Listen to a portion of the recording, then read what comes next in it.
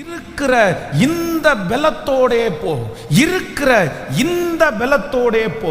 ஒருவேளை பலனே இல்லாமல் வந்திருக்கலாம், எதிர்த்து நிற்கிறதற்கு திராணி இல்லாமல் வந்திருக்கலாம். நான் என்ன செய்வேன், எனக்கு முன்பாக இருக்கிற சத்துரு அவ்வளோ பெரிய ஆளாச்சே, எனக்கு முன்பாக சவால் விடுகிற காரியம் அவ்வளோ பெரிய விஷயம் ஆயிருச்சே, நான் எப்படி நிற்க முடியும், எப்படி இந்த காரியத்தை செய்வேன்? ஆனா ஆண்டவர் இன்றைக்கு ஒவ்வொரு பிள்ளைகளுக்கும் கர்த்தர் வாக்கு கொடுக்கிறார். நீ இருக்கிற இந்த பலத்தோடே போ.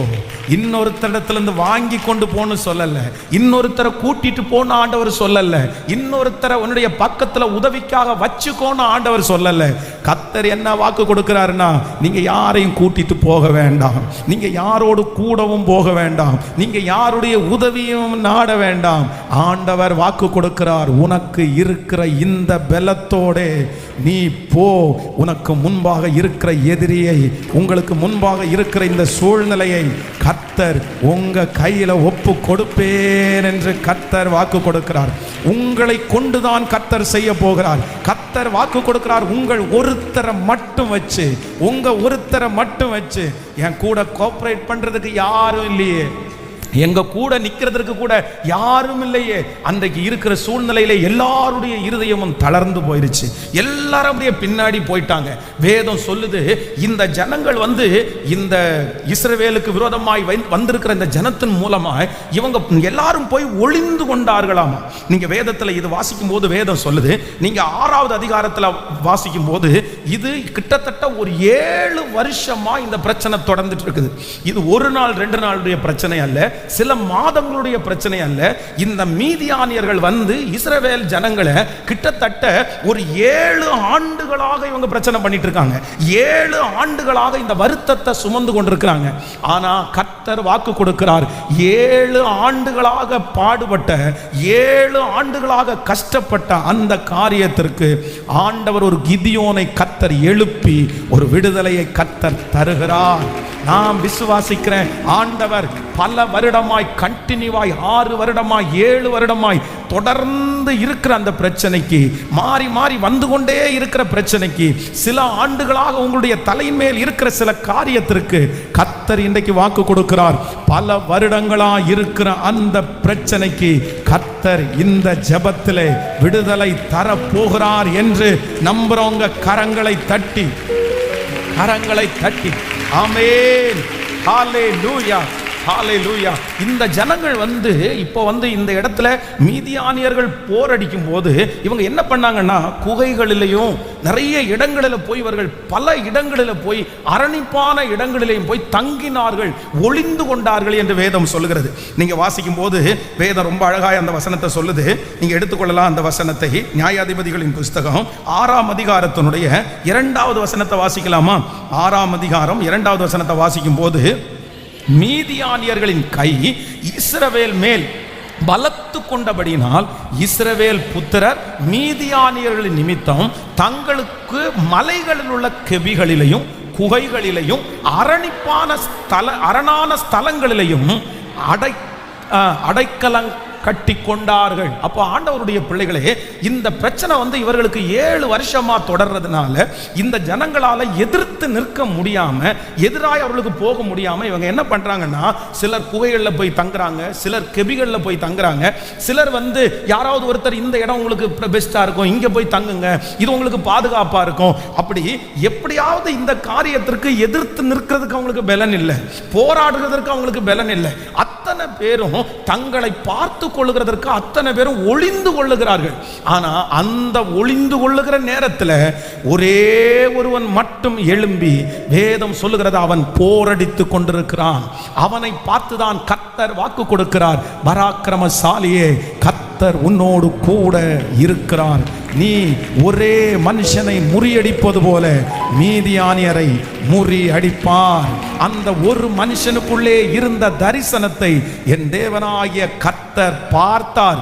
அந்த தரிசனத்திற்கு ஆண்டவர் உயிர் கொடுத்தார். அந்த தரிசனம் உள்ள மனிதனை கர்த்தர் தட்டி கொடுப்பது உண்மையானால் நான் நம்புகிறேன், எல்லாரும் அமைதியாயிருக்கும் போது, எல்லாரும் அந்த பிரச்சனைகளுக்காக ஒளிந்து வாழும் போது, எல்லாரும் குகைகளிலையும் கெபிகளிலையும் அரணிப்பான ஸ்தலங்களையும் தேடும் போது கர்த்தர் கர்த்தர் சமூகத்தில் தைரியத்தோடு நிற்கிற ஒரு கிதியோனை கர்த்தர் இன்று தேடுகிறார்.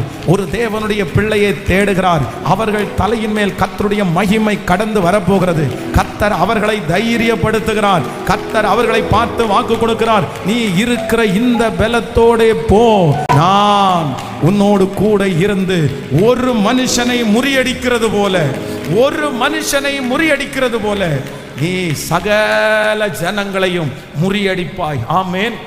கர்த்தருடைய பிள்ளைகளே, இந்த அதிகாரத்தை நான் வாசித்துக் கொண்டிருக்கும் போது இந்த ஜனங்கள் சந்தித்த 3 விதமான கூட்டத்தை குறித்து வேதம் நமக்கு இந்த இடத்துல சொல்லுது. வாசிக்கலாம். முதலாவதாக ஒரு வசனத்தை வாசிக்கலாம்.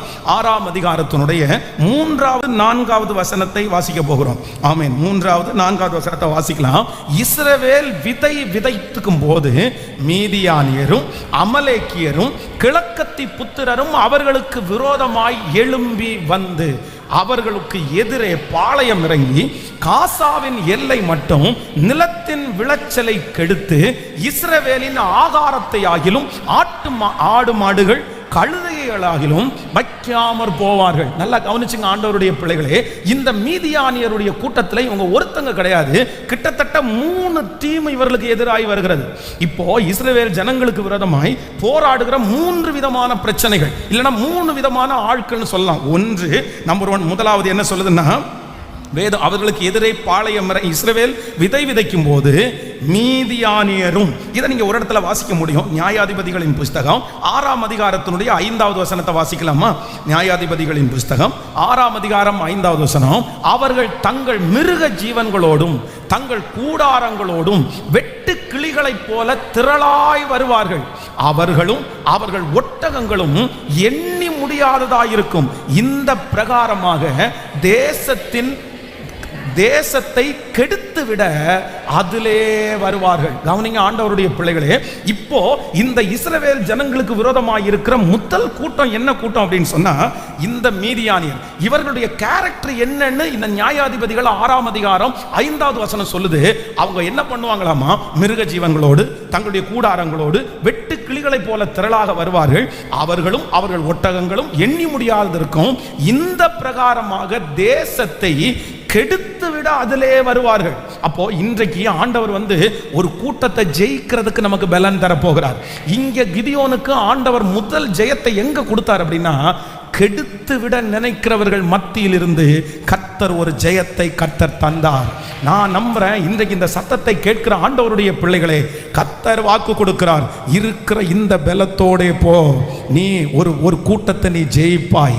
யாரை ஜெயிப்பீங்க அப்படின்னு சொன்னா, உங்களுடைய உயர்வுகளை கெடுத்து விட நினைக்கிறவர்களை கர்த்தர் இந்த ஜெபத்திலே ஜெயிக்கிறதற்கு ஆண்டவர் பலன் தர போகிறார். அவர்கள் இனி அந்த ஆசீர்வாதத்தை கெடுக்க முடியாது. இனி அந்த உயர்வை கெடுக்க முடியாது. கர்த்தர் அவர்களுக்கு விரோதமாய் யுத்தம் பண்ணி என்னுடைய ஆசீர்வாதத்தை எந்தெந்த இடத்துல கெடுக்க வேண்டும் என்று நினைக்கிறார்களோ அவர்கள் மத்தியிலே கர்த்தர் எனக்கு ஒரு பெரிய வெற்றியை கிருபையாய் தரப்போகிறார். கைகளை மேல உயர்த்தி அந்த மீதியானியரை இப்ப நம்ம ஹalleluya அவர்களை ஜெயிக்க போறோம். கர்த்தர் ஜெயிக்க வைக்க போகிறார். கர்த்தர் ஜெயிக்க வைக்க போகிறார். நம்முடைய பெருக்கத்தை கெடுக்கிறவர்களை கர்த்தர் இப்பொழுது ஹalleluya சந்திப்பாராக. அடுத்த படிக்கு போகிறதை கெடுத்துவிட நினைக்கிறவர்களை கர்த்தர் இப்பொழுது தொடுவாராக. ஸ்தோத்திரம் ஸ்தோத்திரம். நம்முடைய ப்ரமோஷனை கெடுக்க நினைக்கிற அத்தனை காரியத்தையும் கர்த்தர் அந்த மீதியானியரை இப்பொழுது முறியடிக்க கூடிய ஒரு பலனை கிருபையாய் கர்த்தர் தருவாராக. எத்தனை பேர் ஆமோதிக்கிறீர்கள்? நான் நம்புறேன் இனி உங்களுடைய ஆசீர்வாதத்தை நன்மையை அவர்கள் கெடுக்க முடியாது. இன்னைக்கு முழுக்க ஜெபம் பண்ணணும். எதுக்கு தெரியுமா? இந்த கிதியோன் ஜெயித்த முதல் கூட்டம் யார் அப்படின்னா, அவனுக்கு விரோதமாய் வந்த 3 படைகள் அவனுக்கு விரோதமாய் வருகிறது. அதுல வருகிற முதல் படை யார் அப்படின்னா மீதியானியர்கள். இந்த மீதியானியருடைய கேரக்டர் என்ன தெரியுமா? அவங்க என்ன பண்ணுவாங்கன்னா எல்லாத்தையும் கெடுத்து விடுவாங்க. நம்ம பாருங்க, எந்த காரியத்தை செஞ்சாலும் கெடுத்து விடுறதுக்குன்னு ஒரு கூட்டம் இருக்கும். அதை அழிக்கிறதுக்குன்னு ஒரு கூட்டம் இருக்கும். அந்த காரியத்திற்கு விரோதமாக ஒரு கூட்டம் எழும்புவாங்க. எப்படி கெடுத்து விடலாம், இவனுடைய உயர்வை எப்படி கெடுக்கலாம், இவனுக்கு ப்ரமோஷன் கொடுக்காம எப்படி இவனை கெடுக்கலாம் அப்படின்னு எல்லாம் யோசிப்பாங்க. ஆனால் நான் நம்புறேன் கர்த்தர் கிதியோனை ஜெயிக்க பண்ணினார். அவர்கள் போடுகிற ஆலோசனைகளை கர்த்தர் மாற்றுவாராக. அகித்தோப்பேலின் ஆலோசனையை அபத்தம் பண்ணின கர்த்தர் உங்களுடைய உயர்வுக்கு விரோதமாய் அதை கெடுக்கணும்னு நினைக்கிற, உங்க நல்ல பேரை கெடுக்கணும்னு நினைக்கிற, உங்க ஆசீர்வாதத்தை கெடுக்கணும்னு நினைக்கிற அந்த சக்திகளை கர்த்தர் இன்று முறியடிப்பாராக. 2 கைகளை மேல உயர்த்தி முழு மனதோடு கூட யாரெல்லாம் இந்த பாதையில கடந்து போனீர்களோ, எஸ், கர்த்தருடைய பட்டயம் கிதியோனுடைய பட்டயம், கர்த்தருடைய பட்டயம் கிதியோனுடைய பட்டயம். கர்த்தர் வாக்கு கொடுக்கிறார், நீ இருக்கிற இந்த பலத்தோட போ, உன்னை கெடுக்க நினைக்கிற மீதியானியருடைய கையிலிருந்து நான் உன்னை தப்புவிப்பேன் என்று கர்த்தர் தீர்க்க தரிசனமாய் வாக்கு கொடுக்கிறார். இந்த வேலை ஆண்டவர் கொடுத்தது, இந்த குடும்பம் ஆண்டவர் கொடுத்தது, இந்த உயர்வு ஆண்டவர் கொடுத்தது, இந்த பிள்ளை ஆண்டவர் கொடுத்தது. இதை கெடுக்க வேண்டும் என்று நினைக்கிற சக்திகள் இப்போ ஹல்லேலூயா, ஹல்லேலூயா, ஹல்லேலூயா. உங்க மகிமை அந்த மீதியானியர்களுக்கு விரோதமாய் கடந்து போய் அந்த உறவை கெடுக்க நினைக்கிற, அந்த குடும்பத்தினுடைய ஒற்றுமையை கெடுக்க நினைக்கிற சக்திகளை கர்த்தர் உடைத்து போடுவதற்கு வல்லவராயிருக்கிறார். இருக்கிற இந்த பலத்தோடே போ, உன்னை கெடுக்கிற மீதியானியருடைய கையிலிருந்து நான் உன்னை விடுவிப்பேன். நம்பர் 2, இரண்டாவதாக இந்த முப்படையில 2வது படை என்ன அப்படின்னா அமலேக்கியர்கள். அப்போ இந்த கிதியோனுக்கு விரோதமாய், இந்த இஸ்ரவேல் ஜனங்களுக்கு விரோதமாய் நிற்கிற 2வது கூட்டம் யார் அப்படின்னா அமலேக்கியர் நிற்கிறார்கள். இந்த அமலேக்கியருடைய கேரக்டர் என்ன அப்படின்னு சொன்னா, நீங்க வாசிப்பீர்களே ஆனால் 1 சாமுவேலின் புஸ்தகம் 15ஆம் அதிகாரத்தினுடைய 2வது வசனத்தை வாசிக்க முடியும். 15ஆம் அதிகாரம் 2வது வசனத்தை வாசிக்கலாம். சேனைகளின் கர்த்தர் சொல்லுகிறது என்னவென்றால், இஸ்ரவேல் எகிப்தில் இருந்து வந்தபோது அமலேக்கியர் அவர்களுக்கு வழி மறித்த செய்கையை மனதிலே வைத்திருக்கிறேன். இன்னொரு விட வாசிக்கலாம். சேனைகளின் கர்த்தர் சொல்லுகிறது என்னவென்றால், இஸ்ரவேல் எகிப்தில் இருந்து வந்தபோது அமலேக்கியர் அவர்களுக்கு வழிமறித்த செய்கையை மனதில் வைத்திருக்கிறேன். அப்போ 2வது இந்த அமலேக்கியருடைய கேரக்டர் என்ன அப்படின்னு சொன்னா, வேதம் சொல்லுது இஸ்ரவேல் ஜனங்கள் இப்போ எகிப்தில் இருந்து வரும்போது இவங்க என்ன பண்ணுனாங்க அப்படின்னு சொன்னா, அப்படியே தடுத்து நிறுத்தினாங்களாமா, வழி மறித்தார்களாமா. இந்த பக்கம் போக கூடாது, இந்த பக்கம் போகாதீங்க, தடையாக அவர்கள் நின்றார்கள். அப்ப ஆண்டவர் என்ன சொல்றாருன்னா, நீங்க வந்து என்னுடைய பிள்ளைகளை வழி மறிச்சு நிப்பாட்டினீங்கல்ல, தடுத்து நிறுத்தினீங்கல்ல, போக வேண்டாம்னு நிறுத்தினீங்கல்ல, அதை நான் அறிஞ்சிருக்கிறேன்னு கர்த்தர் வாக்கு கொடுக்கிறார். கர்த்தர் கிதியோனை எதுல ஜெயிக்க பண்ணினார்னா அமலேக்கியருடைய கைக்கு ஜெயிக்க பண்ணினார். அப்படின்னா ஆசீர்வாதத்தை தடுத்து நிறுத்தின அந்த ஜனங்களுடைய கைகளுக்கு கர்த்தர் அவர்களை விடுவித்தார். நான் 2வதாக கர்த்தருடைய வார்த்தையை உங்களுக்கு ப்ராமிஸா நான் சொல்றேன், யாரெல்லாம் உங்களை தடுத்து நிறுத்தினாங்களோ, உங்க உயர்வை தடுத்தார்களோ, தடையாக நிற்கிற அந்த தடை கற்களை கர்த்தர் எடுப்பேன் என்று கர்த்தர் வாக்கு கொடுக்கிறார். உங்க ஆசீர்வாதத்திற்கு விரோதமாய் இருக்கிற, தடையாய் நிற்கிற, ஆமேன், அந்த அமலேக்கியரை ஆண்டவர் ஜெயித்து தருவேன் என்று கர்த்தர் வாக்கு கொடுக்கிறார். அந்த தடைகள் உடைய போகிறது. அந்த பிள்ளைகளுக்கு விரோதமாய் இருக்கிற தடைகள் உடைய போகிறது. தடைகளை உடைக்கிறவர் நமக்கு முன்னே கடந்து போகிறார்.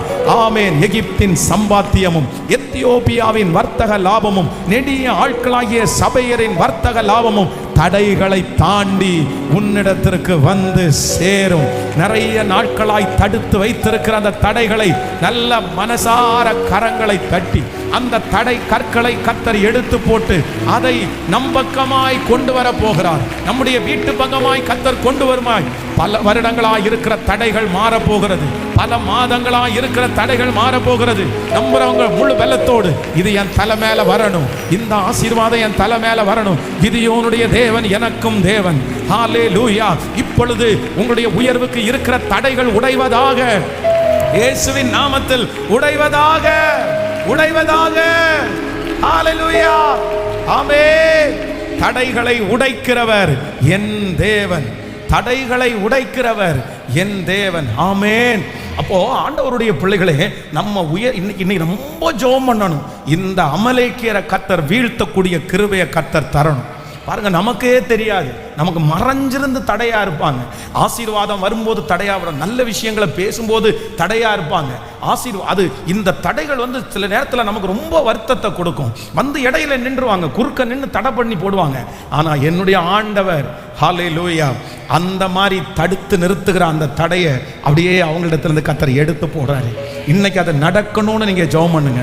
நான் நம்புறேன், இனி உங்களுடைய எந்த ஆசீர்வாதமும் தடையாய் போகாது, நன்மைகள் தடையாய் போகாது. என் பிள்ளையினுடைய வாழ்க்கையில் இந்த காரியத்தை தடுத்துட்டாங்க பாஸ்டர், இந்த நன்மையை கிடைக்காம தடுத்துட்டாங்க பாஸ்டர், இந்த உயர்வை கிடைக்காம தடுத்து நிறுத்திட்டாங்க. கிட்டத்தட்ட ஒரு 7 வருஷமா தடுத்து நிறுத்துறாங்க. என்ன முயற்சி எடுத்தாலும் அதை ஏதாவது ஒன்று சொல்லி தடுத்துறாங்க. என்னால் ஒன்றும் பண்ண முடியல, என்னால் ஜெயிக்கவே முடியல. ஆனால் கர்த்தர் 7 வருடத்தினுடைய தொடர்ச்சியான அந்த தடையை உடைத்தெறிந்தது போல இன்றைக்கு இந்த வார்த்தையை கேட்க கேட்க கேட்க ஹல்லேலூயா கைகளை மேல உயர்த்தி நான் நம்புறேன் ஆண்டவரே, நான் நம்புறேன் ஆண்டவரே, நம்புறேன் ஆண்டவரே. என் உயர்வுக்கு விரோதமா இருக்கிற தடை மாறட்டும். உங்க உயர்வுக்கு விரோதமா இருக்கிற அந்த மனுஷனை கர்த்தர் சந்திப்பீராக. அந்த தடையா இருக்கிற அந்த மனுஷன் சந்திக்கப்படட்டும், இந்த குடும்பம் சந்திக்கப்படட்டும்.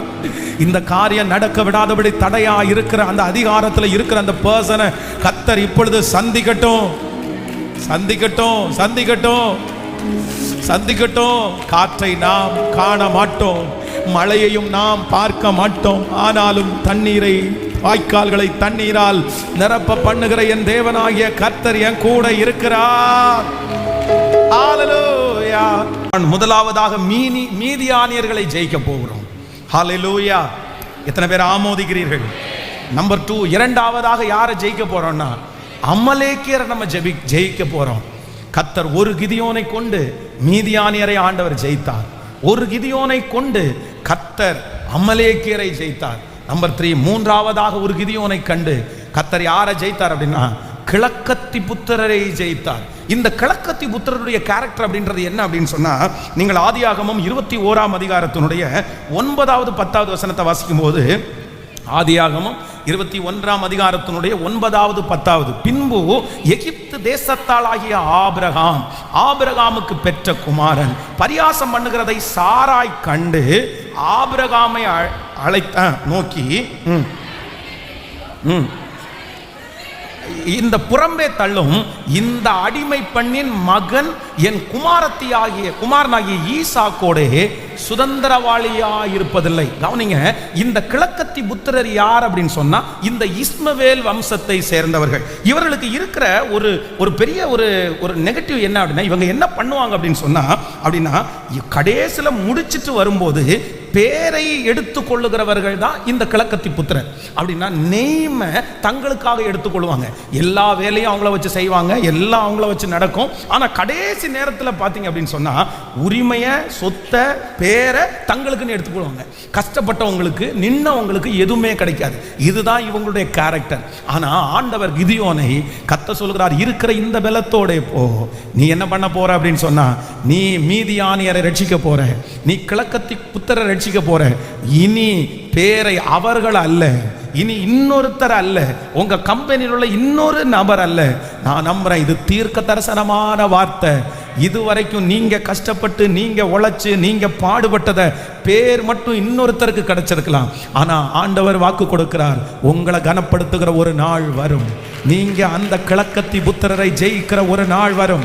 அன்றைக்கு ஆண்டவர் நீங்க விதைச்சது, நீங்க செஞ்சது, நீங்க பாடுபட்டதை கர்த்தர் உங்க கரத்திலேயே. ஹல்லேலூயா. இந்த 3 காரியத்தை கையை மேல உயர்த்தி சொல்லுங்க பார்க்கலாம். ஆமென். இதை ஜெயிக்கக்கூடிய கிருபையை கர்த்தர் தருவார். மீதியானியரை நாங்க ஜெயிக்க போகிறோம், அமலேக்கியரை கர்த்தர் ஜெயிக்க பண்ண போகிறார். ஹல்லேலூயா. கிழக்கத்தி புத்திரரை ஜெயிக்கக்கூடிய பலனை சொல்லுங்க, சொல்லுங்க. ஆமென், ஆமென், ஆமென், ஆமென்.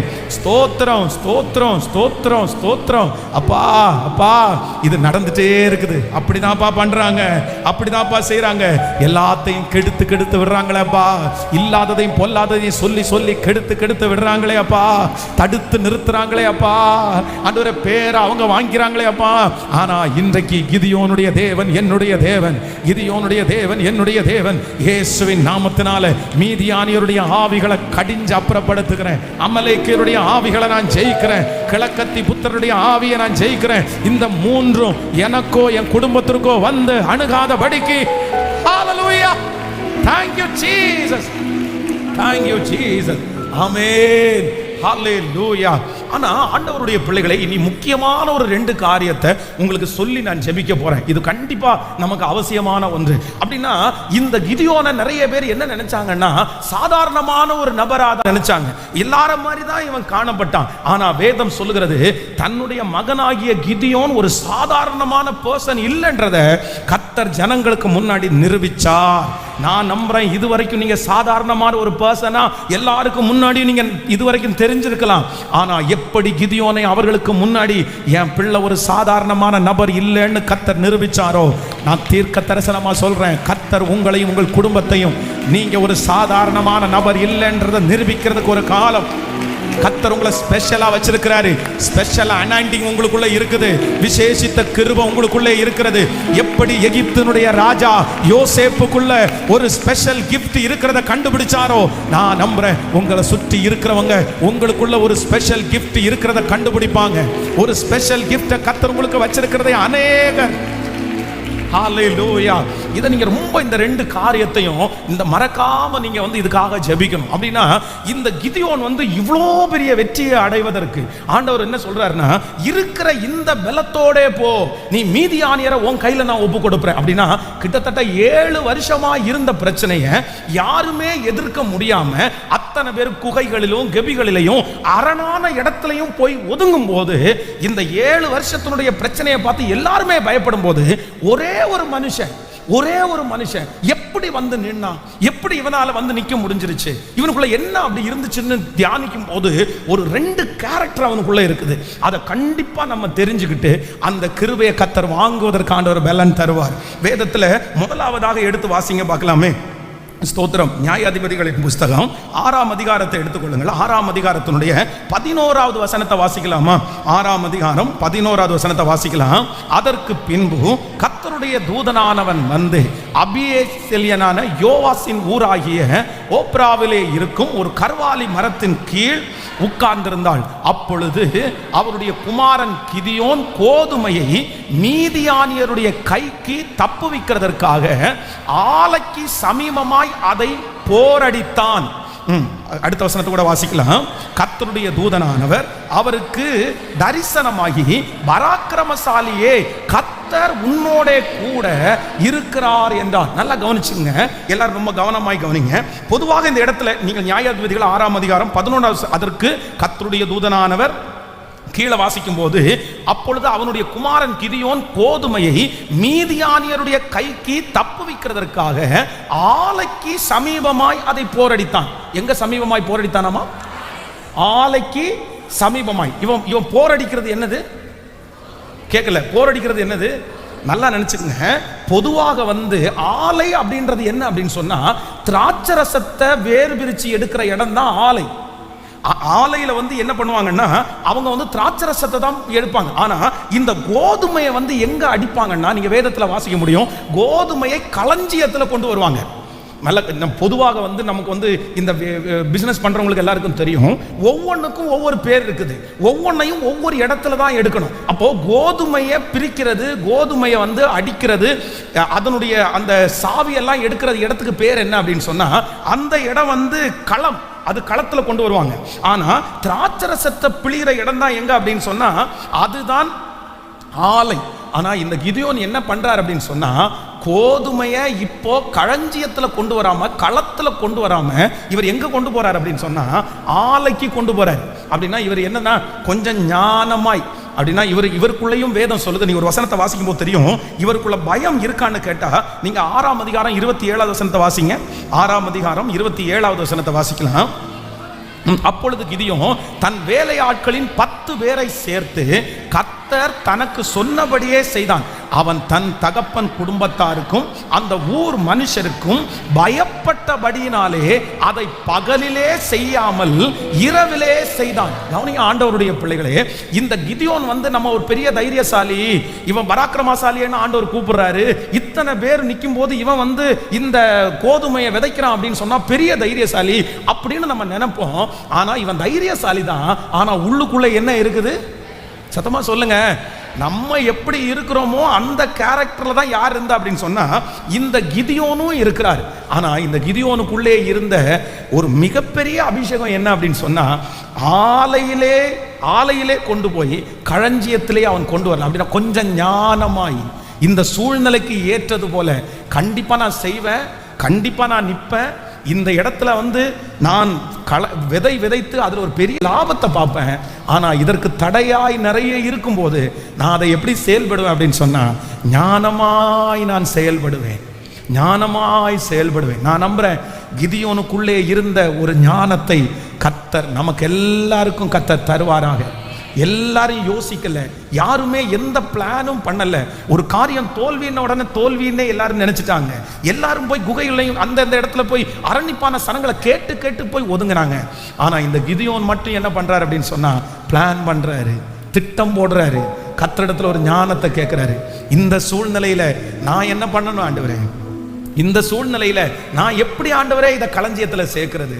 எல்லாரும் ஒதுங்கிறது மாதிரி நான் ஒதுங்க மாட்டேன். எனக்கு ஒரு விசேஷித்த ஞானத்தை கர்த்தர் எனக்கு தருவீராக.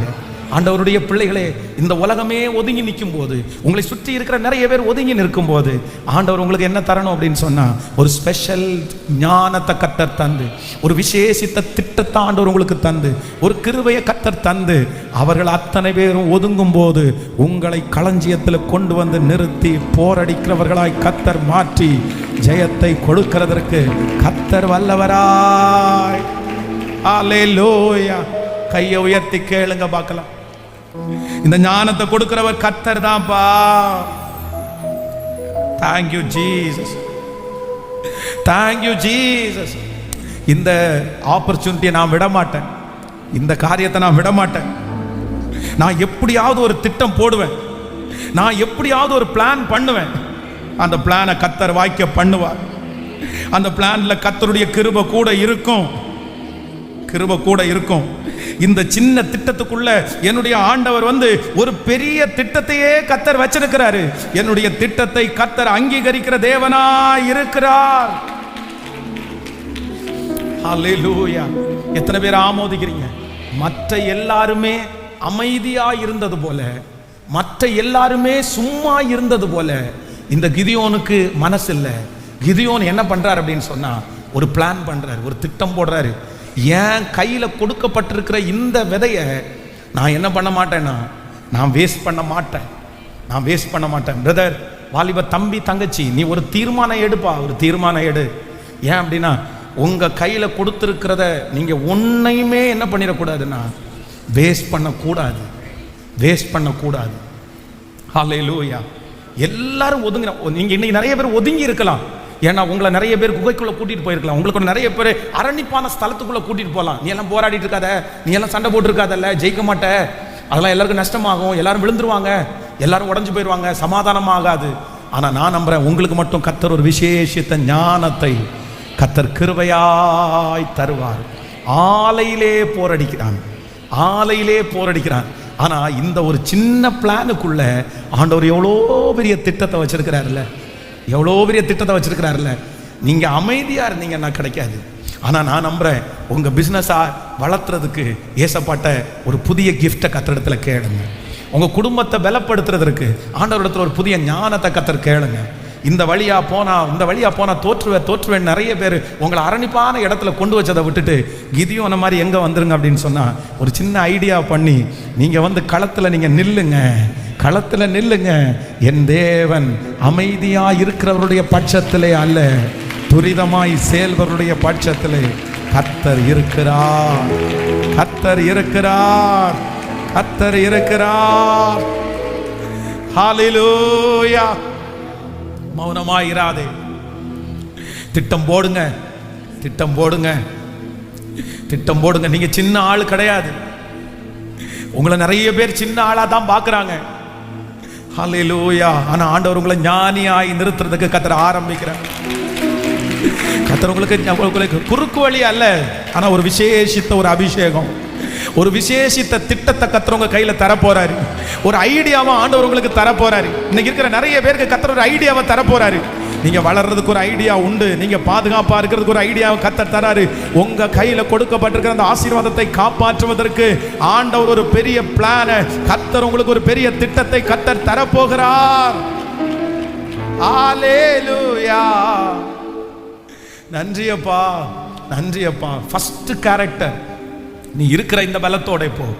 மீதியானியரை உன் கையில நான் ஒப்பு கொடுப்பேன். ஃபர்ஸ்ட் அவன் மேல இருந்த அபிஷேகம் என்ன அப்படின்னு சொன்னா, எல்லாரும் ஆலைக்கு போனாதான்ப்பா, அந்த வழியில பார்த்துட்டே இருக்காங்கப்பா, மீதியானியர்கள் கவனிச்சுட்டே இருக்காங்கப்பா, அந்த பக்கம் போகவே முடியாதுப்பா, அந்த பக்கத்துல தான் அடிக்க வேண்டிய இடம் இருக்குப்பா அப்படின்னு சொல்லி எல்லாரும் அந்த பக்கத்தை பார்த்து ஒதுங்கும் போது இவர் மட்டும் பின்னாடி ஆலை பின்னாடி போயிட்டு, இல்ல இந்த இடத்துக்கு வாங்க, இந்த இடத்துக்கு வாங்க, இங்க நான் போறேன்.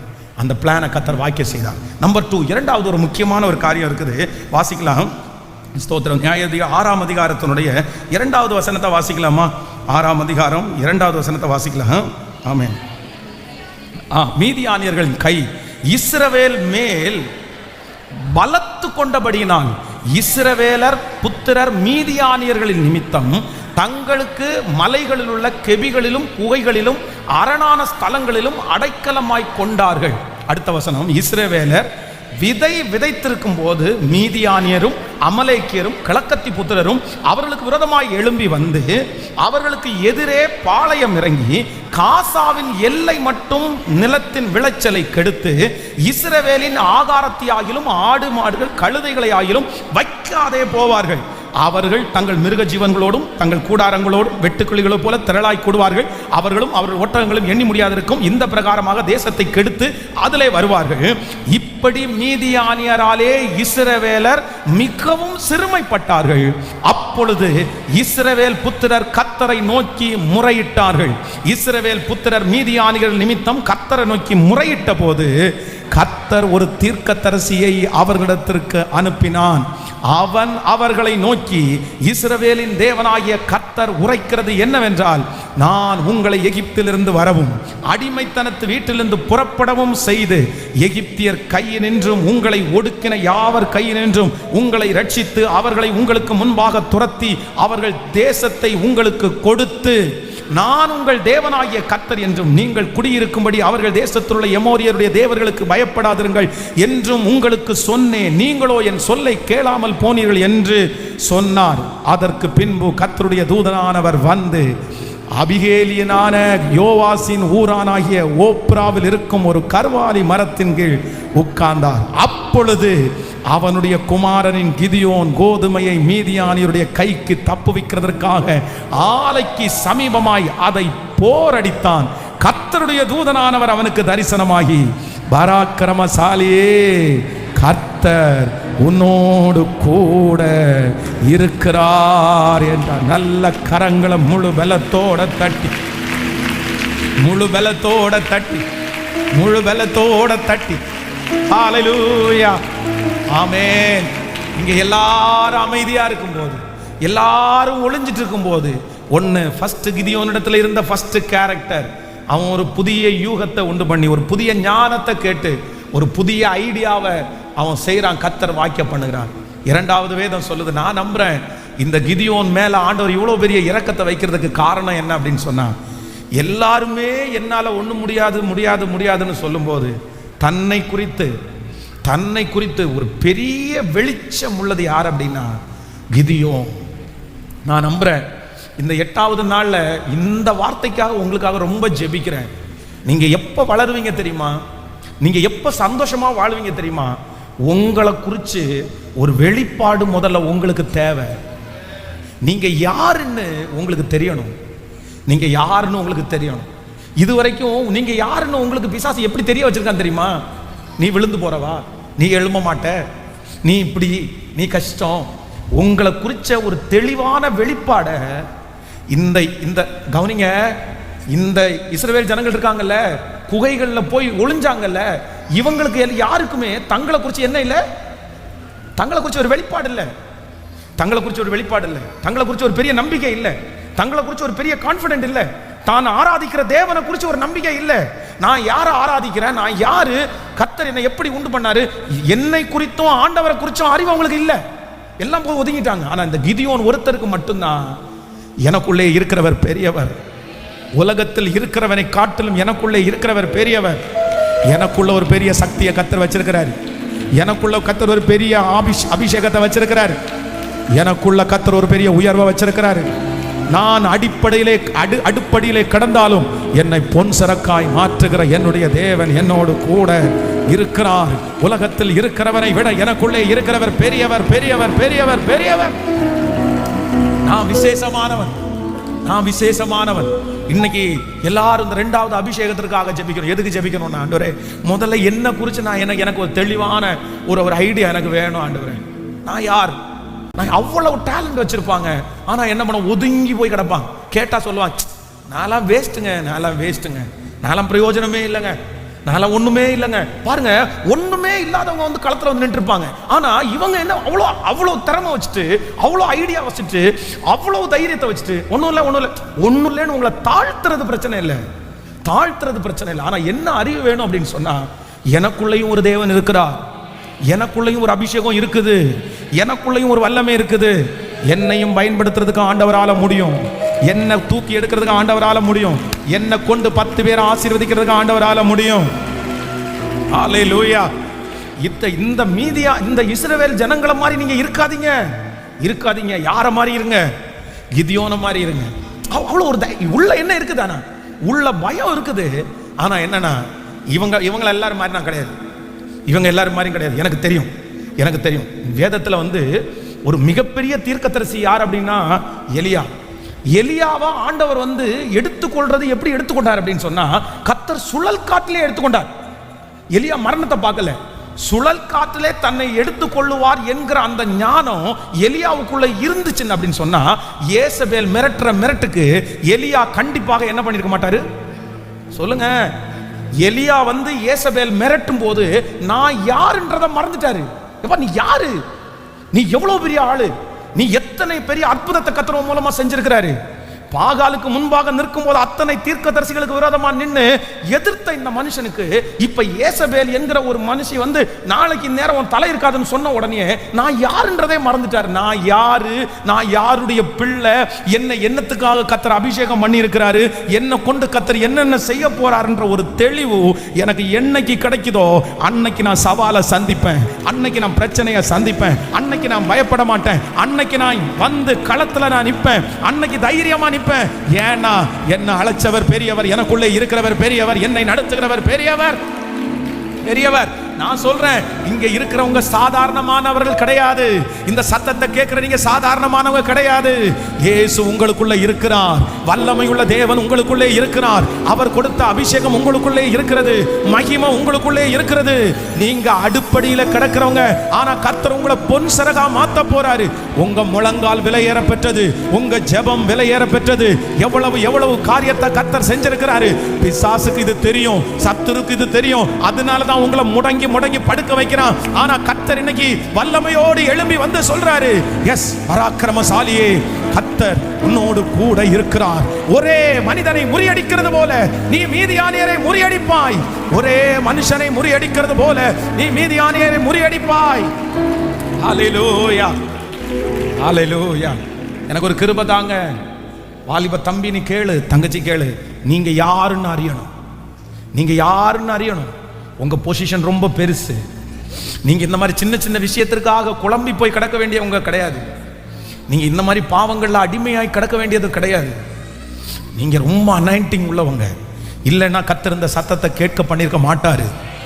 இந்த சத்தம் உங்க காதுகளில் விழுது அப்படின்னு சொன்னா, நான் நம்புறேன் உங்க மேல ஆண்டவருக்கு ஒரு பெரிய திட்டமே இருக்குது, பெரிய பிளானே இருக்குது, பெரிய நோக்கமே கர்த்தர் வச்சிருக்கிறாரு. ஹல்லேலூயா. ஆண்டவரே, எனக்கு ஒரு கிருபை தாரும். அத்தனை பேர் அப்படி அமைதியா இருந்தாலும் இவனுக்கு மட்டும் ஒரு அறிவு இருக்குது. சரி, போலாம், போய் நிக்கலாம், பார்த்துக்குவோம், எது வந்தாலும் பார்த்துக்கலாம். பயம்தான் இருக்க தான் செய்யும். ஆனாலும் ஒரு சின்ன பிளான் பண்ணிட்டு போய் நிற்போம், நம்ம ஜெயிச்சிருவோம் அப்படின்ற என் கூட கர்த்தர் இருக்கிறார்ன்ற அறிவு. யார் என் கூட இல்லாட்டையும் பரவாயில்ல. யாரு நீங்க யாருக்கு பயப்படணும், யாருக்கு அஞ்சணும், எதுக்கு நீங்க பயப்படணும், எதுக்கு நீங்க வருத்தப்படணும்? எனக்குள்ளே இருக்கிறவர் பெரியவர். எத்தனை பேர் ஜெபிக்க போறீங்க? எத்தனை பேர் இந்த வார்த்தையை கேட்க போறீங்க? ஆண்டவரே எழுமி நிற்கலாமா கர்த்தர் சமூகத்தில்?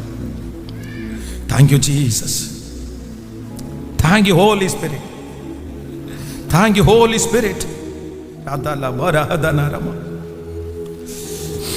Thank you Jesus, thank you Jesus, thank you Jesus. என்னை குறிச்ச ஒரு வெளிப்பாடை எனக்கு தாங்க ஆண்டவரே எனக்கு கேளுங்க. என்னை குறிச்ச ஒரு வெளிப்பாடை எனக்கு தாங்க ஆண்டவரே எனக்கு கேளுங்க. நீங்க இந்த இடத்துல இருக்க வேண்டியவங்க இல்ல, நீங்க இந்த சூழ்நிலையில் இருக்க வேண்டியவங்க அல்ல. கர்த்தர் உங்களை குறித்து வச்சிருக்கிற பிளான் ரொம்ப பெருசு, திட்டம் ரொம்ப பெருசு. ஹல்லேலூயா, ஹல்லேலூயா, ஹல்லேலூயா, ஹல்லேலூயா, ஹல்லேலூயா, ஹல்லேலூயா, ஹல்லேலூயா, ஹல்லேலூயா. சொல்லுங்க, கர்த்தருடைய சமூகத்தில் கேளுங்க. ஆண்டவரத்தில் எல்லாரும் சத்தத்தை உயர்த்தி கேளுங்க.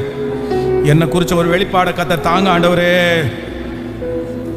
என்னை குறிச்ச ஒரு வெளிப்பாடை கர்த்தர் எனக்கு தாங்க ஆண்டவரே. எங்களை குறிச்ச ஒரு வெளிப்பாடை தாங்க. உங்களை குறிச்ச ஒரு வெளிப்பாடு கிடைச்சிச்சுன்னா நீங்க ஒதுங்கி ஒதுங்கி போக மாட்டீங்க. நீங்க சாதாரணமான விஷயத்துக்கெல்லாம் நீங்க கவலைப்பட்டுட்டு இருக்க மாட்டீங்க. நீங்க சாதாரணமான காரியத்தெல்லாம் கஷ்டப்பட்டு இருக்க மாட்டீங்க. உங்களை குறிச்ச ஒரு வெளிப்பாடு வரட்டும். கைகளை மேல உயர்த்தி சத்தமாய் ஆண்டவரிடத்தில் சொல்லுங்க, இயேசுவே என்னை குறித்த அந்த வெளிப்பாடை கர்த்தர் எனக்கு காண்பீங்க ஆண்டவரேன்னு கேளுங்க. ஹல்லேலூயா, ஹல்லேலூயா, ஹல்லேலூயா, ஹல்லேலூயா. கர்த்தருடைய திட்டம் நிறைவேறுகிற வரைக்கும் என்னை யாரும் அழிக்க முடியாது. கர்த்தருடைய திட்டம் நிறைவேற வரைக்கும் என்னை யாரும் கொல்ல முடியாது. இந்த வெளிப்பாடு உங்களுக்குள்ள இருந்துச்சுன்னா நீங்க யாருக்கும் பயப்பட மாட்டீங்க, பயப்பட மாட்டீங்க. உங்களுக்குள்ள யார் இருக்கிறார்ன்ற வெளிப்பாடு உங்களுக்கு கிடைச்சுன்னா நீங்க பயப்பட மாட்டீங்க.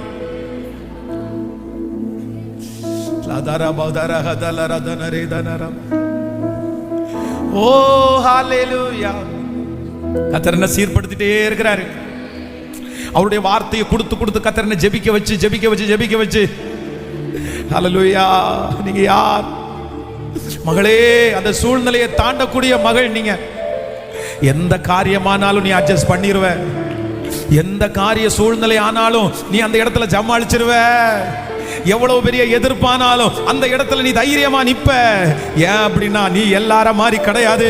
நீ ஸ்பெஷல் அனாயிண்டிங், கிதியோனுடைய அபிஷேகம் உங்க மேல இருக்கிறதுனால ஓ எவ்வளவு பெரிய பிரச்சனையும் நீ ஞானமா சமாளிச்சிருவ. நீ தைரியமா நிப்ப, நீ தைரியமா நிப்ப. உனக்குள்ள இருக்கிறவர் பெரியவராச்சே, உனக்குள்ள இருக்கிறவர் வல்லமை உள்ளவராச்சே. அந்த தாழ்மை அந்த நேரத்தில் தந்துருவாரு, அந்த ஞானத்தை தந்துருவாரு. நீ எவ்வளவு பெரிய யுத்தத்தையும் மேற்கொள்ளுவ. லாதாரமா ஆதாரமா அக்கினி 7 மடங்கு எரிஞ்சாலும் அதுக்குள்ள தைரியமா போகக்கூடிய பவர் உங்களை தவிர வேற யாருக்குமே இல்லை. அந்த சாத்ராக் மேஷாக் ஆபேத்நேகோ நீங்க தான். என்ன சீர்படுத்துகிறவர், என்ன சீர்படுத்துகிறவர். ஓ சீர்படுத்துவா, ஸ்திரப்படுத்துவா, பலப்படுத்தி நிலை நிறுத்துவா. என்னை சீர்படுத்துவா, ஸ்திரப்படுத்தி நிலை நிறுத்துவா. என்னை பலப்படுத்தி நிலை நிறுத்துவா. என்னை பலப்படுத்தி நிலை நிறுத்துவா. கொஞ்ச காலம் கண்ட ஆடுகள் எல்லாமே பனி போல உந்தன் முன்னே உருகி போகும். கொஞ்ச காலம் கண்ட ஆடுகள் எல்லாமே பனி போல உந்தன் முன்னே உருகி போகும். உன் கஷ்டங்கள் நஷ்டங்கள் எல்லாமே மாறும். உன் கஷ்டங்கள் நஷ்டங்கள் எல்லாமே மாறும். புது நன்மைகள் உன்னை சேரும். புது நன்மைகள் உன்னை. கைகளை மேல தட்டி சொல்லுவோம். ஓ சத்தமாய் பாடுவோம். பலப்படுத்தி விசுவாசத்தோடு ஸ்திரப்படுத்துவா, பலப்படுத்தி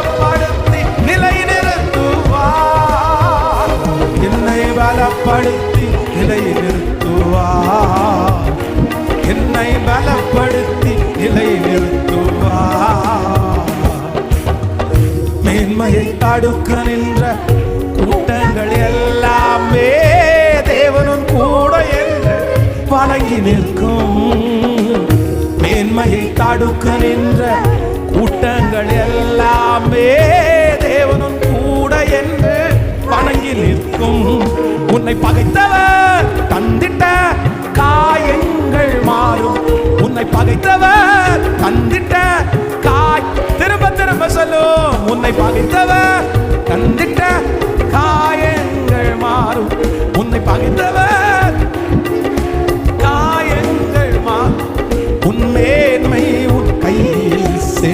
பிரதர் சிஸ்டர், உங்க மேன்மை அம்மா எஸ் இப்ப கைய மேல தட்டி ஓ சீர்படுத்துவா சத்தமா ஒரு ஜெபத்தோட இந்த 8வது நாள் உங்க மகிமை உங்க மகிமை உங்க மகிமை உங்க மகிமை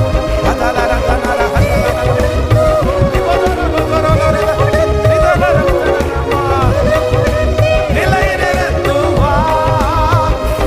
என்னை பலப்படுத்தி நிலைநிறுத்துவா. என்னை பலப்படுத்தி நிலைநிறுத்துவா. இல்லாமல் செய்வேன் சொன்னோர் முன் கொள்ளாமல் உன்னை இல்லாமல் செய்வேன் சொன்னோர் முன் இடம் கொள்ளாமல் பெருக செய்வேன். ஹல்லேலூயா. நேராகும் வாய்ப்பில்லை உன் வாழ்வை சீராக மாற்றி வருவாரே.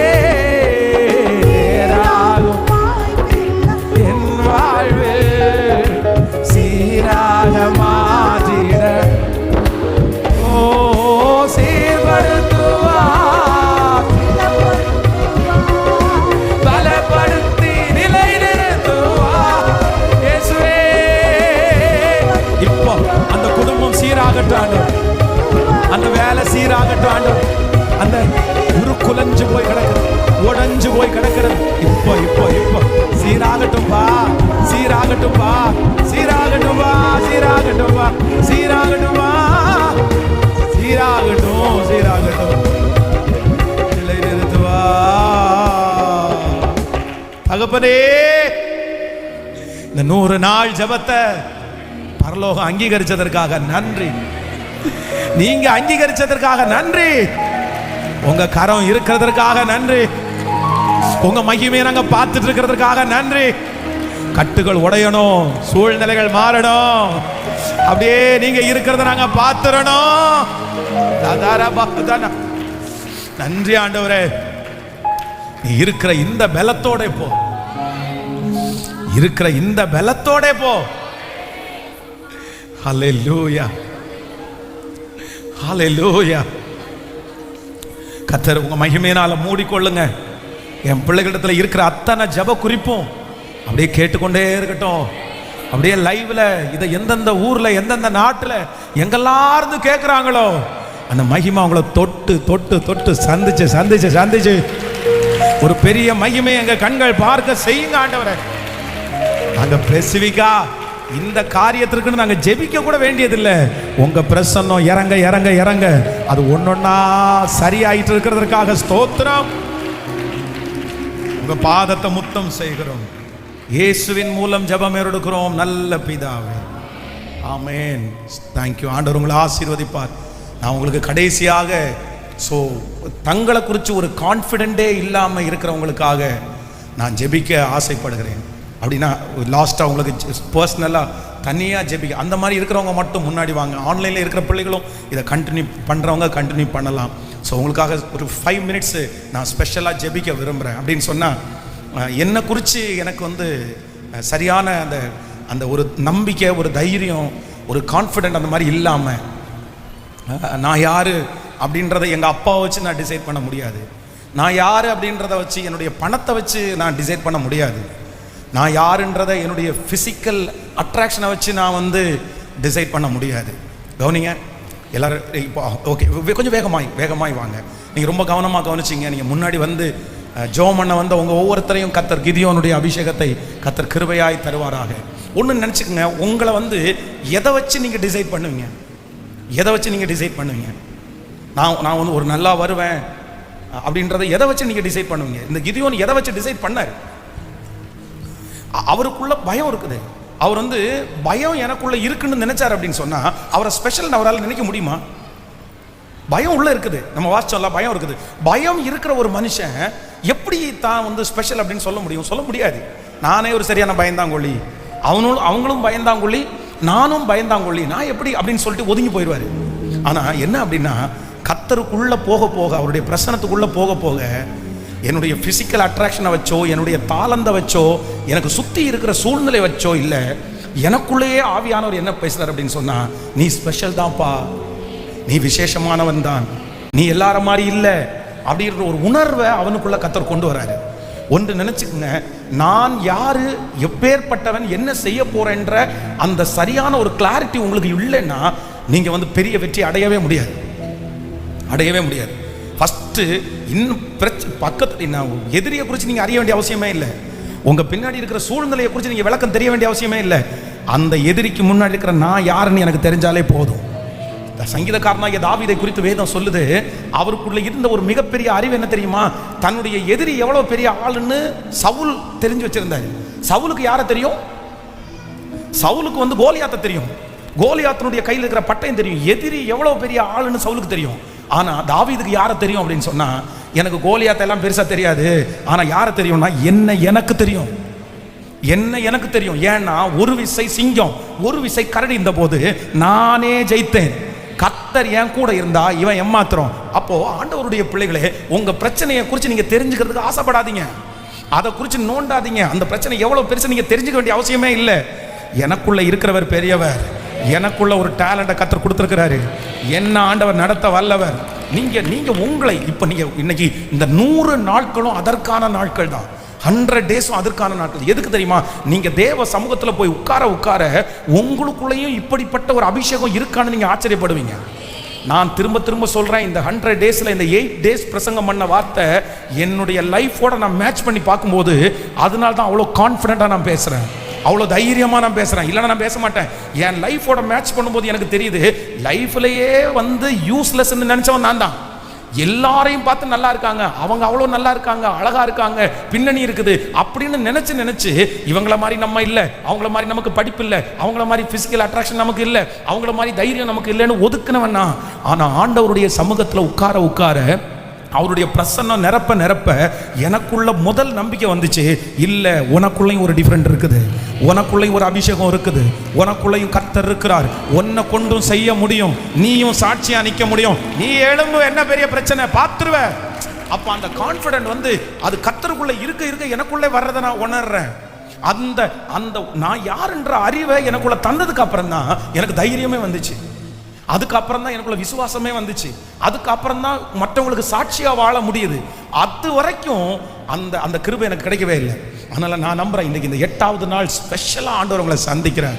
நீங்க வாங்கணும் கிறிஸ்துவுக்குள் நீங்க யாருன்றதை நீங்க அறியணும். நீங்க பெரிய ஆள் கிடையாது, நம்ம பெரிய ஆள் கிடையாது. ஆனா நான் நம்புறேன், நமக்கு உள்ளே இருக்கிறவர் பெரியவர், நம்ம ஆராதிக்கிறவர் பெரியவர். அவர் உள்ள வந்துட்டார்னா இல்லாதவங்களும் இருக்கிறது மாதிரி ஆவாங்க. அவர் உள்ள வந்துட்டார்னா உங்களுக்கு தேவையான ஞானம் வரும். அவர் உள்ள வந்துட்டார்னா உங்களுக்கு நீங்க எதெல்லாம் மிஸ் ஆகுறீங்களோ அது எல்லாமே கிடைச்சிடும். அதனால இன்னைக்கு முழுக்க இந்த கிதியோன் இடத்துல இருந்த 2 அபிஷேகம். நம்பர் 1, முதலாவது ஒரு அபிஷேகம் என்ன அப்படின்னு சொன்னா, அத்தனை பேரும் சூழ்நிலைகள் சரியா இருக்கும்போது ஒரு புது ஐடியா, ஒரு புது பிளான், ஒரு புது திட்டம், ஒரு புது திட்டத்தை, ஒரு புது ஐடியாவை, ஒரு புது பிளானை போட்டு அவ்வளவுதான் ஆலையில செய்ய வேண்டிய இதுல களஞ்சியத்தில் செய்ய வேண்டியதை களத்தில் செய்ய வேண்டியதை ஆலையில செய்யறான். ஒரு புதிய திட்டம். நம்பர் 2, 2வது கிதியோன் இடத்துல இருந்த பெரிய அபிஷேகம் என்ன அப்படின்னு சொன்னா, எனக்குள்ள ஒரு ஸ்பெஷல் இருக்குது, அதை அறிஞ்சிட்டதுனால தான் எல்லாரும் இருக்கும்போது இவன் வந்து நிற்கிறான். அதனால நான் நம்புறேன், ஆண்டவர் இன்னைக்கு சொன்ன வாக்குத்தத்தத்தை உங்க தலை மேல அப்படியே கர்த்தர் வைக்க போறார். நீங்க கிதியோன் தான். வேதம் சொல்கிறது, கிதியோனுடைய பட்டயம் கர்த்தரின் பட்டயம், கிதியோனுடைய பட்டயம் கர்த்தரின் பட்டயம். ஸோ அதனால உங்களுக்காக ஸ்பெஷலாக ஜெபிக்க போறேன். உங்களுக்குள்ள ஒரு சக்தி இருக்கிறத நீங்க பார்க்க போறீங்க. ஆமென். வயசான ஒரு அம்மா, 80 வயதான ஒரு அம்மா ஸ்டோம் பண்றாங்க. இத்தனை நாள் எனக்கு ஜீவனை கொடுத்தீங்க, சுகத்தை கொடுத்தீங்க, நான் நல்லா இருந்தேன், எல்லாத்தையும் பார்த்துட்டேன், கணவனாரை பார்த்தாச்சு, மனைவியை பிள்ளைகளை பார்த்தாச்சு, பேர பிள்ளைகளை பார்த்தாச்சு, இனி என்னை எடுத்துக்க வேண்டியது தானே. இந்த பாடெல்லாம் பார்க்கும்படி என்னை எதுக்கு நீங்கள் வச்சுருக்கிறீங்க, நான் பிரயோஜனம் இல்லாத மாதிரி தோணுது அப்படின்னு நைட்டு ஜோம் பண்ணிட்டு படுக்கும்போது நைட்டு ஜோம் பண்ணிட்டு படுத்தா ஒரு சொப்பனம் பார்க்குறாங்க. அந்த சொப்பனத்தில் என்ன இருக்குது அப்படின்னு சொன்னால், இவங்க ஒரு சேரில் உட்காந்துருக்குறாங்க. இவங்க ஒரு சேரில் உட்காந்துருக்கும்போது அந்த ஊரில் இருக்கிற எம்எல்ஏ எம்பிகள் எல்லாம் வந்து இவங்க முன்னாடி நின்று முழங்கால் படிட்டு எங்களுக்கு ஜோம் பண்ணி அனுப்புங்கன்னு ஒன்று பார்க்குறாங்க ஒரு தரிசனத்தை. இன்னைக்கு இப்படி சொல்லிட்டு படுத்திருந்தா இவங்களுக்கு ஒரே சந்தேகம், ஆண்டவரே இது உங்களுக்கு நியாயமா இருக்கா, நானே எதுக்கும் பிரயோஜனம் இல்லை, என்னை எடுத்துக்குங்கன்னு ஜோம் பண்ணிட்டு இருந்தா, நைட்டு பாட்டில் எம்எல்ஏ எம்பிகள் எல்லாம் எங்கிட்ட வந்து முழங்கால் படி ஜோம் பண்ற மாதிரி ஒரு சொப்பனம் காப்புறீங்க அப்படின்னு சொன்ன உடனே ஆண்டவர் மனசுல பேசினாராமா, நீ இப்படி நினைக்காத, நீ இங்க அறை வீட்டுக்குள்ளேயே இருந்து ஜெபிக்கிற ஜபம் எம்எல்ஏ சர்ச்சுக்கு கொண்டு வருது, எம்பியை கொண்டு வருது, நிறைய பெரிய பெரிய ஆட்களை கொண்டு வருது, நீ உனக்குள்ள இருக்கிற ஆண்டவர் ஸ்பெஷல் அப்படின்னு சொன்னாராம். காலு கை முடியாம வீட்டில் இருக்கிற 80 வயசான பாட்டி அம்மாவுக்கு ஆண்டவர் என்ன சொல்றாரு அப்படின்னு சொன்னா, நீ எல்லாரும் மாதிரி கிடையாது, உனக்குள்ளே இருக்கிற ஆண்டவர் பெரிய, நீ ஸ்பெஷல். நான் நம்புறேன் அவங்களுக்கு அப்படி சொல்லுவாருன்னா நம்மள ஆண்டவர் எப்படி சொல்லுவாரு. அதனால சூழ்நிலையை பார்க்கவே பார்க்காதீங்க. நீங்க நிக்கணும், நான் யார், இந்த இடத்துல தலைவனாக இருக்கிற நான் சோர்ந்து போகக்கூடாது. பெரிய பெரிய மகா அலெக்சாண்டர் இந்த மாதிரிலாம் வேர்ல்டில் பெரிய ஃபேமஸ் ஆனவங்களுக்கெல்லாம் அவங்கெல்லாம் உலகத்தில் அப்படி சொன்னாங்க, நான் யாருன்ற அந்த தைரியம் உலகத்தோட சேர்ந்து இருந்துச்சு, அதனால தான் நின்னாங்க. ஆனால் நமக்கு உலகத்துள்ள காரியம் இல்லை, கர்த்தர் கூட இருக்கிறார். அதனால ஜெபம் பண்ண போறேன், கண்களை மூடி. தகப்பனே இந்த சத்தத்தை கேட்டுக்கொண்டிருக்கிற ஒவ்வொரு பிள்ளைகளுக்கா அத்தான் நான் மோராகத்தான்